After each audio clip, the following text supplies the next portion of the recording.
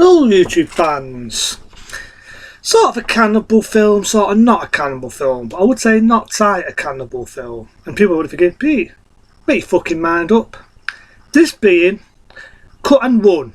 Shot in 1985, Cut and Run. Now you wonder what I mean. The same director that given us The Lost Cannibal World and the most gruesome of them all, Cannibal Holocaust. The same director decided to do this one, Cut and Run. Now, if you remember the bald guy, same hairstyle as me, who played the bad guy in The Hills Have Eyes, and the same there as this film, Hills Have Eyes 2, he's actually in the fucking film. And you ask these people, whether they're cannibals, is a different story. I would say they were more natives, but they're definitely evil bastards. And that being the film Cut and Run. Similar to Cannibal Holocaust, the fact that it has these reporters who are actually going after drug dealers. And the only way to find the drug dealers is to go to the jungle. Now there's a guy in it what influenced a guy who was a dictator back in the, I think, the late 70s. And he kind of influences this character. The film, back in 85, was done by Medusa. You know, the golden days of Medusa videos. But in the UK, it is effing, and I'm not shitting you, it is effing fucking cut down. It's been cut for centuries. It's only in certain DVDs, in different countries, you can actually get the stoned, uncut version, which I've got. I'm not saying now, but I've actually got the uncut version of Cut and Run. And I've got to admit that the uncut version definitely has meat to the bone. There's a scene in the opening where these natives or cannibals are stabbing through the fucking knees of these poor women. Not in the video one, but shown in this. Bit of a rape scene again. And there's a scene where you're getting beheaded. A lot of ducks getting cut open. And let's not forget the scene when one guy accidentally walks into a cannibal trap, man-made trap. Now originally you only see it half ripping, right? But on the uncut one, this trap holds his legs up. It's hard to explain, right? I'll show you. Imagine a chicken bone, right? Chicken bone. Holds his legs up and it just straights, then slowly, and rips him right in fucking half. Blood squirting out everywhere. Beautiful. Just beautiful. But it's definitely meat to the bone, the uncut version of Cut and Run. Now there's a villain in it who's sort of like a dictator. You might remember him in a lot of films. You might remember him in the film I mentioned, that being Sword and the Sorcerer. He was also in a film called The Barbarians, which again is your fancy adventure film. And you might remember him in the Chuck Norris film, Enforcer USA. That's right, the classic Chuck Norris film, Enforcer USA. He's been a bad guy in a lot of films. I've very rarely remember him being a good guy, to be honest. But in this, he definitely plays a psycho.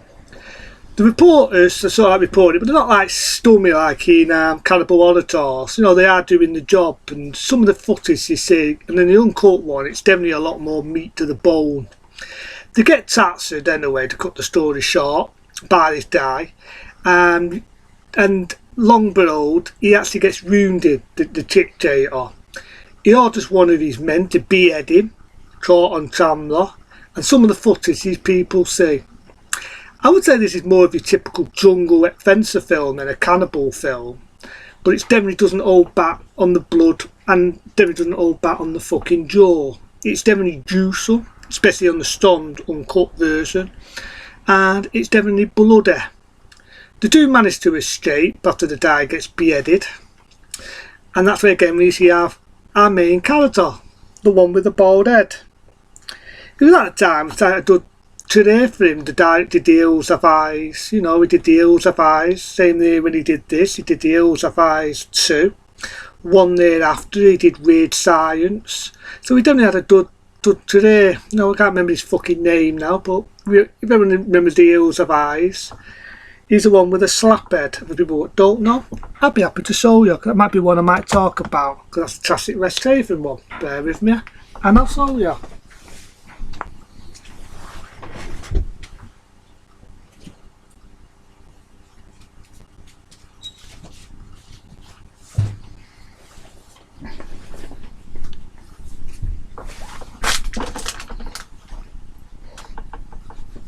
Sorry about that. This fucking guy here, that's the one I'm on about. Who's also in the movie Cutting One. Bit of a pathetic death scene at the end. They think they're getting away and they jump on an airplane and they fire this fire extinguisher, you know, the one with the foam, in his face. Looks more like saving foam. Gets shot up, fake blood. You can definitely see it's fake blood. Falls down dead. End of fucking movie. But I do actually like the music in it. You know, the music is like an action piece of music. Definitely 80s. Does that feel like you're watching Miami fucking Vice in parts with the music? But yeah, it's definitely a good one, Cutting One. It's definitely got a lot of action in it. And again, I say it's a jungle adventure film. Kind of a sad scene in it because you've got a girl, right? He's a prisoner by these drug dealers in the jungle. And basically there's a scene in it where she's not being raped, but you know, she's broken. She doesn't give a shit anymore. Doesn't give a shit about her life, doesn't give a shit about anything. They've got another lad who's, I think is his high up guy, you know, he's very high up, and they've got him as a prisoner and they humiliate him. They've got him dressed up with a Mickey Mouse t-shirt, make him look like a kid, they're kicking him about. They really do humiliate this poor lad.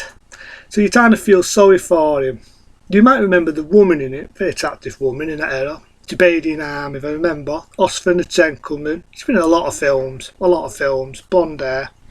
She was also in the classic Con Carpenter film, Prince of Darkness. Been in a lot of films, but yeah, Cutting One, back in 1985. It's definitely a good one. I say it's chain, but the uncut one definitely does have meat, and you do get that feel off.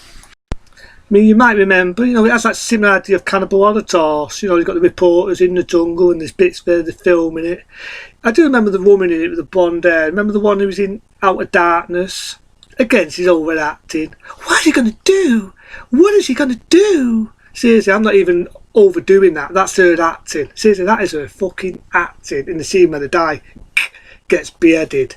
But again, it's a good performance. The only bit that got me is you got the dirt, right, the one who's broken, and they're down the restaurant. And it feels as if the scene missed out of it because they suddenly find her body dead. Fucking dead. Doesn't show how she got killed or anything. It does have that horror feel to it and all. It does have a bit of cheapy music here and there. But Cutting One, again, it's not a bad one. If you can actually get the uncut one, I would recommend it. The cut one, it's there, but the uncut one is the one to go for. You know, Cutting One, 1985, I'd go for it. It definitely has meat to the bone. It definitely doesn't fuck around in the violence. It's a good film. It's definitely a ballsy film. Cutting One, I remember the artwork, beautiful artwork, typical of Medusa. Days of Video, they definitely knew how to sell their films. Other than that, I'll see you later.